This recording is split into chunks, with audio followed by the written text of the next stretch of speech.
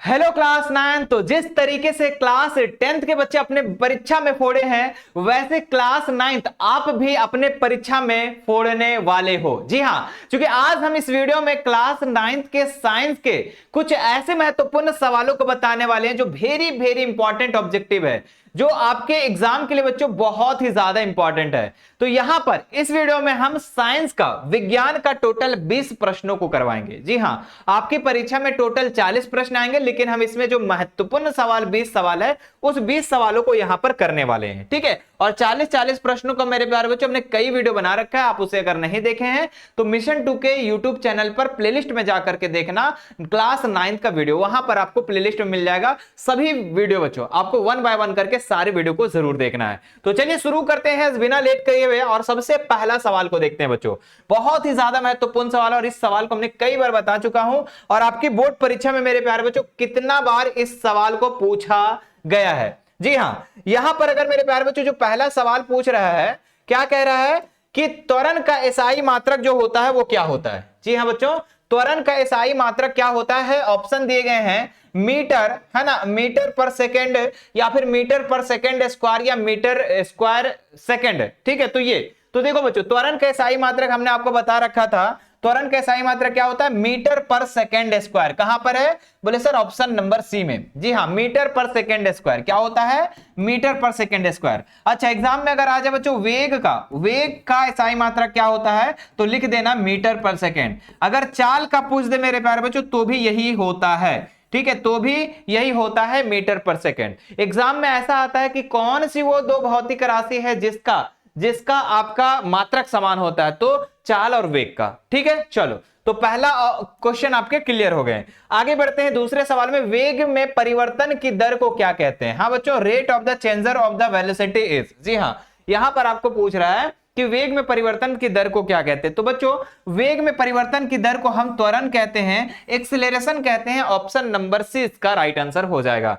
अगला सवाल देखते हैं। अगला सवाल देखने से पहले मैं बता दूं बच्चों कि आप सभी बच्चों के लिए बहुत ही बड़ी खुशखबरी है। जी हां, आप सभी लोगों के लिए बच्चों आपकी परीक्षा के लिए बहुत बड़ा अनाउंसमेंट होने वाला है। आप अभी क्लास 9th में हो, 10th में होगे, जैसे 10th वाले बच्चे फोड़ रहे आप भी फोड़ोगे। बस आप 5 फरवरी को, कितना मेरे प्यारे बच्चों, 5 फरवरी को आप सभी बच्चों को यहां पर जोड़ना है। कितने फरवरी, 5 फरवरी को। ठीक है, और अपने दोस्तों मित्रों सभी को भी जोड़ना है। क्यों, क्योंकि उन्हीं के लिए, आप लोगों के लिए ही, क्लास 9th के बच्चों के लिए ही कुछ बड़ा होने वाला है। जी हां बच्चों, मिशन 2 पर कुछ बड़ा होने वाला है, ये अपने दोस्तों को कह देना। और 5 फरवरी को शाम 6 बजे सभी बच्चों को जुड़ जाना है ना, सभी बच्चों को जुड़ना है। ठीक है, अपने अगर आप स्कूल जाओगे या कहीं पे जाओगे, ठीक है, या फिर आपके मित्र होंगे या महिला मित्र जो भी होंगे, सभी को बता देना कि 5 फरवरी को शाम 6 बजे मिशन 2 के यूट्यूब चैनल पर जुड़ना है। ठीक है, चल अगले सवाल पर आते बच्चों। यह सवाल क्या कह रहा है कि एक कार, है ना, एक कार 2 घंटा में 1000 सेंटीमीटर की दूरी तय करती है, इसकी औसत चाल क्या होगी। जी हाँ बच्चों, कह रहा है car travel distance of 100 kilometre 2 hour. ठीक, एवरेज स्पीड पूछ रहा है। जी हाँ, औसत चाल का फॉर्मूला क्या होता है बताओ। तो चाल का फॉर्मूला क्या होता है बच्चों, तो चाल का जो फॉर्मूला होता है वो होता है दूरी बटा समय। सभी बच्चों को याद होनी चाहिए, याद नहीं होगा तो कैसे बनाओगे। तो दूरी बटा समय, दूरी कितना दिया गया है, अच्छा ये सेंटीमीटर नहीं होना चाहिए बाबू, यहाँ किलोमीटर होना चाहिए। ठीक, गलत बोला, देखो इंग्लिश में सही बोला है। ठीक है, तो 100 किलोमीटर बटा मेरे प्यारे बच्चों कितना हो जाएगा, 2 आवर। तो दो को काटेंगे तो 50 किलोमीटर प्रति घंटा इसका आंसर हो जाएगा बच्चों, है ना। एवरेज स्पीड जो निकल जाएगा वो कितना निकल जाएगा, 50 किलोमीटर प्रति घंटा। अगले सवाल पर बढ़ते हैं। 2 केजी द्रव्यमान वाली वस्तु को 5 मीटर पर सेकेंड स्क्वायर की दर से त्वरित करने पर कितना बल की आवश्यकता होगी। देखो बच्चों, बहुत सारे सवाल बच्चे जो होते हैं ना कि न्यूमेरिकल क्वेश्चन में डरते हैं, मतलब मैथ वाले क्वेश्चन में डरते हैं। बच्चों मैं हूं ना, कैप सर आपके साथ में है, बिल्कुल भी डरने की बात नहीं है। ठीक है, आपको मेरे प्यारे बच्चों इस तरीके से बता देंगे कि आपको मैथ साइंस सबसे प्यार हो जाएगा। ठीक है, टेंशन नहीं लेना है। ठीक है, चलो यहां पर क्या है, और उसका न्यूमेरिकल चाहे मैथ का पूछे चाहे साइंस का पूछे, सबका बना के रखोगे, फोड़ दोगे, मचा के आओगे, बता रहा हूं। ठीक है, बस आपको धैर्य बनाकर बच्चों सारे वीडियो को हमारे मिशन 2 पर जो भी अपलोड होते हैं उसे कंप्लीट करना है, क्योंकि हम पूरे एक्सप्लेनेशन के साथ आपको बताते हैं, ताकि मेरे प्यारे बच्चों आपका मानसिक क्षमता, है ना, सारी चीजें विकास हो, है ना। चलो यहाँ पर क्या है, सोचने की क्षमता तक विकास हो। बच्चों यहाँ पर क्या है, 2 kg द्रव्यमान वाली वस्तु 5 मीटर पर सेकंड स्क्वायर की दर से, है ना। बल की आवश्यकता, बल का फॉर्मूला होता है बराबर F बराबर फॉर्मूला होता है ma, है ना बच्चों। फोर्स बराबर फॉर्मूला होता है मास इंटू एक्सेलरेशन। तो मास कितना दिया गया बच्चों, द्रव्यमान कितना दिया गया है, द्रव्यमान दिया गया है, मास दिया गया है मेरे पास बच्चों 2 kg, और आपका एक्सेलरेशन कितना दिया गया बच्चों, तो 5 मीटर पर सेकंड स्क्वायर, तो 5 से गुना कर दो, 5 दूनी 10, और फोर्स का मात्रक क्या होता है, न्यूटन, तो 10 न्यूटन इसका राइट आंसर हो जाएगा ऑप्शन नंबर बी। फॉर्मूला बस याद रखना, बैठा देना, आंसर आ जाएगा। कुछ करना है, एकदम बचपन की भी बता देंगे तो बना लेगा भाई, है ना। अगर हम एक चंगा भी बता देंगे जो 5 साल के है वो बना लेगा, ठीक है। बस खाली ये वाला बोलेगा अच्छा ये वाला m बराबर 2 होता है, ये बराबर, हाँ हो जाएगा। ऐसे भी आप लोग करना बच्चों। अगला देखते हैं, चंद्रमा की सतह पर, है ना, चंद्रमा की सतह पर किसी वस्तु का भार पृथ्वी की सतह से उसके भार का कितना गुना होता है। Weight of the object on the moon is how many times that of the earth weight on the earth. बच्चों आपको पूछ रहा है कि चंद्रमा की सतह पर किसी वस्तु का भार जो होता है वो पृथ्वी का कितना गुना होता है, तो याद रखिएगा 1/6 गुना। कितना गुना होता है, 1/6 गुना। यहाँ पर 6 है, 1/2 है, 2 है, 1/6 इसका राइट आंसर हो जाएगा। मतलब जितना भार पृथ्वी पर होगा उसका 1/6 गुना कहां पर होगा, चंद्रमा पर होगा। अगर मान लो कि पृथ्वी पर उसका भार, अगर किसी व्यक्ति का भार 60 kg है तो चंद्रमा पर हो जाएगा 1/6 गुना, यानी 6 दाएं के 60, 10 kg हो जाएगा। समझिएगा ध्यान से। आगे बढ़ते हैं बच्चों, क्या दिया गया, धनुष की तनित डोरी में कौन सी ऊर्जा संचित होती है। मतलब कि अगर बच्चों यहां पर कह रहा है कि ये धनुष है और धनुष में इस तरीके से डोरी तनित की हुआ है, ऐसे खींचा हुआ है, तो अभी मेरे प्यारे बच्चों ये किस तरीके से एनर्जी इसमें है, स्थितिज ऊर्जा, है ना बच्चों। यहां पर कह रहा है पोटेंशियल एनर्जी, गतिज ऊर्जा, कैनेटिक एनर्जी, या उसमें ऊर्जा, या फिर रासायनिक ऊर्जा। तो बच्चों हम अभी तक इसको तनित किए हुए हैं, जब छोड़ेंगे तब अलग बात है, लेकिन अभी हम इसको खींचे हुए हैं, धनुष को खींचे हुए, तो बच्चों इसको हम कहते हैं स्थितिज ऊर्जा। क्या कहते हैं, स्थितिज ऊर्जा। इसी को कहते हैं बच्चों पोटेंशियल एनर्जी। क्या कहते हैं बच्चों, इसको हम पोटेंशियल एनर्जी कहते हैं, ठीक है।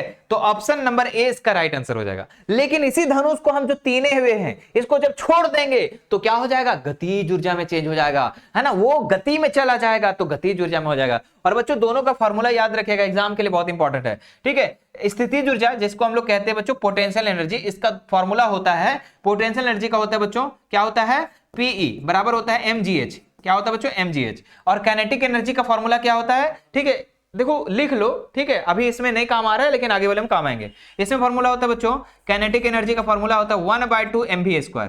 क्या होता है, 1/mv², ठीक है, याद रखिएगा दोनों फॉर्मूला को। आगे बढ़ते हैं बच्चों, नेक्स्ट सवाल हम लोग देखते हैं। यहां पर क्या दिया गया है कि किसी वस्तु का वेग दुगुना कर दिया जाए तो इसकी गतिज ऊर्जा कितनी हो जाएगी। बच्चों वेग का, है ना, किसी वस्तु का वेग को दुगुना कर दे तो गतिज ऊर्जा, अभी गतिज ऊर्जा का फॉर्मूला बताए थे ना बाबू, है ना। गतिज ऊर्जा का यहाँ पर फॉर्मूला क्या बताए थे, यानी कि क्या काइनेटिक एनर्जी, इसका फॉर्मूला बताए थे कि 1/2 mv², है ना, यही बोले थे। अब इसमें कह रहा है कि तुम गति, क्या बोल रहे जी, वेग को दुगुना कर दो, मतलब वेलोसिटी को दुगुना कर दो। तो चल तो इसको दुगुना करते हैं, m और इसको 2v², इसको हम क्या करेंगे, दुगुना कर देंगे।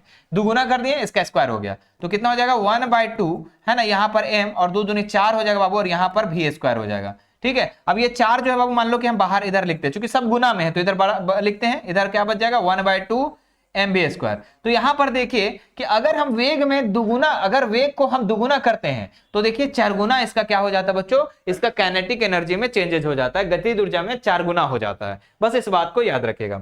आगे बढ़ते हैं प्यारे बच्चों, नेक्स्ट सवाल दिया गया है यहां पर कि इनमें से तरंगे, है ना, तरंगदैर्घ्य और आवृत्ति के बीच संबंध क्या होता है। बच्चों बहुत आसान, एकदम लॉलीपॉप है। v बराबर क्या होता है, n × लैम्डा, v बराबर n × लैम्डा, यही इसका संबंध होता है बच्चों। वेलोसिटी जो होता है वो तरंगदैर्घ्य और आवृत्ति का गुणनफल होता है, याद रखिएगा। आगे बढ़ते हैं बच्चों, ऊर्जा का व्यवसायिक मात्रक क्या है ना, कह रहा है कॉमर्शियल यूनिट ऑफ एनर्जी क्या होता है बच्चों, kWh। क्या होता है बच्चों, kWh, है ना, kWh होता है ऊर्जा का व्यवसायिक मात्रक, है ना, कॉमर्शियल यूनिट ऑफ एनर्जी बच्चों kWh होता है। अच्छा जूल किसका मात्रक होता है, बताओ तो जल्दी से, जूल किसका मात्रक होता है, तो कहना बच्चों कि ये कार्य का मात्रक है। अगर मेरे प्यारे बच्चों आपको कह दे कि वाट किसका मात्रक है तो कह देना बच्चों शक्ति का मात्रक है, क्योंकि शक्तिमान क्या करता है, सबका वाट लगा देता है, इसलिए शक्ति का मात्रक हो जाएगा वाट, और कार्य का जूल, कार्य का मात्रक जूल। ऐसे ट्रिक से भी आप याद कर सकते हो बच्चों। अगला सवाल दिया गया है, क्या किसी पिंड की विस्थापन शून्य है तो बल द्वारा उस पिंड पर किया गया कार्य कितना होगा। बच्चों इसका कार्य पूछ रहा है ना, तो कार्य कितना हो जाएगा बच्चों, तो अगर विस्थापन शून्य है तो इसका कार्य भी 0 जूल हो जाएगा, याद रखिएगा, है ना। निम्न में से किसका जड़त्व अधिक होता है बच्चों? जड़त्व अगर मैं बात करूं तो जो जिसका ज्यादा भार होता है उसका जड़त्व ज्यादा होता है। साइकिल, कार, बस, रेलगाड़ी, तो रेलगाड़ी सबसे ज्यादा भारी, उसका जड़त्व ज्यादा होगा। अगर यहां बात करें सबसे कम किसका जड़त्व है तो कह देना साइकिल का। चलिए आगे बढ़ते हैं। द्रव्यमान और वेग के गुणनफल को क्या कहते हैं? तो द्रव्यमान और वेग के गुणनफल को मेरे प्यारे बच्चों हम कहते हैं संवेग, है ना। P बराबर होता है मेरे प्यारे बच्चों क्या होता है? वेलोसिटी इंटू, है ना, m इंटू भी, है ना, याद रखिएगा, है ना बच्चों। संवेग का फॉर्मूला ही क्या होता है? द्रव्यमान और गुना वेगफल। आगे बढ़ते हैं। ध्वनि तरंगे होती है, तो ध्वनि तरंगे कैसी होती है बच्चों? अनुप्रस्थ तरंग या अनुदैर्ध्य तरंग या ये भी दोनों, इनमें से कोई नहीं। तो अनुदैर्ध्य तरंग क्या होता है बच्चों? है ना, अनुदैर्ध्य तरंग होता है। ऑप्शन नंबर 20 का राइट आंसर हो जाएगा।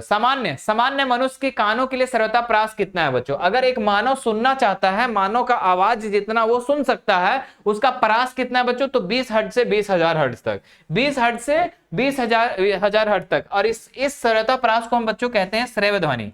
क्या कहते हैं इसको? श्रव्य ध्वनि, है ना, याद रखिएगा। इसमें बच्चों आप लोग का क्वेश्चन को क्या कर सकता है, आपको पलट सकता है। ध्वनि कैसे होगा जी? ध्वनि बच्चों इसमें एक पलट सकता है कि अवश्रव्य ध्वनि का प्रास कितना होता है। तो तीनों को लिख लो यहां पर, ठीक है। एक होता है बच्चों अवश्रव्य ध्वनि, है ना, क्या होता है? अवश्रव्य ध्वनि। और दूसरा होता है बच्चों श्रव्य ध्वनि, दूसरा होता है बच्चों श्रव्य ध्वनि, और तीसरा जो होता है मेरे प्यारे विद्यार्थी जी वो होता है प्राश्रव्य ध्वनि। क्या होता है? प्राश्रव्य ध्वनि, ठीक है। तो 3 ठो होता है इसमें बच्चों। ये अवश्रव्य ध्वनि ये 20 से कम होता है, 20 हर्ट्ज से कम, 20 हर्ट्ज से कम। और श्रव्य ध्वनि का प्रास होता है 20 हर्ट्ज से 20,000 हर्ट्ज तक, 20,000 हर्ट्ज तक, ठीक है। और मेरे प्यारे बच्चों जो प्राश्रव्य ध्वनि होता है वो 20,000 हर्ट्ज से अधिक, 20,000 हर्ट्ज से अधिक होता है, ठीक है। चलो याद रखिएगा, ठीक है। तो इसमें आपका श्रव्य ध्वनि को ही मानव सुन सकता है, उससे कम अगर 20 हर्ट्ज से रहा तो कुत्ता, बिल्ली ये सब सुनता है। चूहा वहां देखते हो घर में कैसे एकदम थोड़ा सा आवाज करते सुन लेता है ना। और प्राश्रव्य ध्वनि बच्चों ये समुद्र की गहराइयों, मतलब बड़े बड़े मशीनों वगैरह में इसको यूज किया जाता है इस ध्वनि को। बाकी एक मनुष्य जो है 20 से 20 हर्ट्ज तक, 20,000 हर्ट्ज तक सुन सकता है। कहीं कहीं मेरे प्यारे जो 20,000 हर्ट्ज को ऐसे लिखा जाता है, 20K से लिखा जाता है, तो याद रखेगा 20KHZ ऐसा लिखा जाता है, याद रखेगा। आगे बढ़ते हैं बच्चों। अब हमारे पास मात्र 4 सवाल बचे हुए, फटाफट कर लेते हैं। और मैं एक बार कह देता हूं बच्चों कि आप लोगों के लिए, आपकी बोर्ड परीक्षा की तैयारी के लिए हमने पूरी तैयारी बच्चों आप लोगों को करा रहा हूं, ठीक है। तो आप प्लेलिस्ट पे जाकर के सभी वीडियो को जरूर 1 बाय 1 करके आपको देखना है, ठीक है। और 5 फरवरी को सभी बच्चे तैयार रहेंगे, क्योंकि आप सभी बच्चों के लिए बहुत ही बड़ा अनाउंसमेंट होने वाला है, कुछ बड़ा होने वाला है मिशन 2 पर। सभी बच्चों को कह देना, मैं बार बार कह रहा हूं, ठीक है, ताकि आप भूलो ना, है ना, क्योंकि आप तो भूल जाते हो। चलो देखो इधर क्या है, स्टील, है ना, 4 क्वेश्चन है मात्र बचा हुआ। स्टील का जहाज पानी नहीं डूबता, लेकिन स्टील की कांटी जो है पानी में डूब जाता है, इसका कारण क्या है? तो स्टील का जहाज पानी में नहीं डूबता बच्चों, है ना, और कांटे डूब जाता है, तो इसका कारण है बच्चों उत्प्लावन के कारण। किसके कारण? उत्प्लावन के कारण। अगला देखते हैं, संवेग परिवर्तन की दर समानुपाती होती है। संवेग परिवर्तन की दर समानुपाती होती किसकी होती है? जड़त्व क्या आरोपित बल के, त्वरण के, इनमें से कोई नहीं। तो यहां पर हो जाएगा आरोपित बल के, ठीक है, याद रखिएगा। आगे बढ़ते हैं बच्चों। यहां पर तत्व एक उदाहरण है, देखो तत्व क्या होता है बच्चों? वो सिंगल होता है ना, वो सिंगल होता है, वो किसी के साथ यौगिक का निर्माण यहां पर नहीं करता है। जैसे आपका क्या हो जाएगा, hydrogen, helium, lithium, boron, boron, carbon, nitrogen, oxygen, ये सब क्या है? ये सब तत्व है, ये किसी के साथ जुड़ा नहीं है, ना मिश्रण है ना यौगिक है ना। तो यहां पर बच्चों वायु भी क्या है? एक मिश्रण है बहुत सारी गैसों का। पानी, जल और ये हाइड्रोजन और ऑक्सीजन का मिश्रण है। नमक बच्चों NaCl का, सोडियम और क्लोरीन का मिश्रण है। लेकिन ऑक्सीजन जो है बच्चों ये सिंगल है, तो तत्व आपका ऑप्शन नंबर डी इसका राइट आंसर हो जाएगा। चलिए 2 सवाल, है ना, क्या है? 1 मोल बराबर होता है, 1 मोल बराबर सभी बच्चों को कई बार बता चुके हैं हम कि 6.022 10 के पावर 23 कण होते हैं, ऑप्शन नंबर ए, ठीक है। अब हमारे पास एक सवाल बचे हुए बच्चों, है ना। तो चैनल पर फर्स्ट बार आया तो चैनल को आपको क्या करना है बच्चों? सब्सक्राइब जरूर कर लेना है और बेल आइकन बटन को जरूर से जरूर दबा लेना है, ताकि हमारी कोई भी वीडियो आए तो आपके पास नोटिफिकेशन चला जाएगा, ठीक है। तो जरूर से जरूर कर लें और सभी अपने दोस्तों को भी सेंड कर दें इस वीडियो को कि हाँ यहाँ पर क्लास 9 की तैयारी अब होना स्टार्ट हो गई है, और हो भी रही है ना। और हर साल की तरह यहाँ से बच्चे A+ सभी में लाते हैं, तो आप भी लाओगे, टेंशन बिल्कुल भी नहीं लेना है। 10th वाले फोड़ रहे हैं, आप भी फोड़ोगे, पिछले साल फोड़े थे, है ना, 8 में फोड़ोगे, सब में फोड़ोगे बच्चों, है ना। चलो यहाँ पर क्या है, ऑक्सीजन का सही इलेक्ट्रॉन विन्यास क्या है? तो ऑक्सीजन बच्चों, ऑक्सीजन कितने नंबर पे आता है? 8 नंबर पे। तो यहां पर अगर मैं देखूं तो 2 और 6, पहला घर में 2, दूसरा घर में 6, पहला घर में 2, दूसरा घर में 6।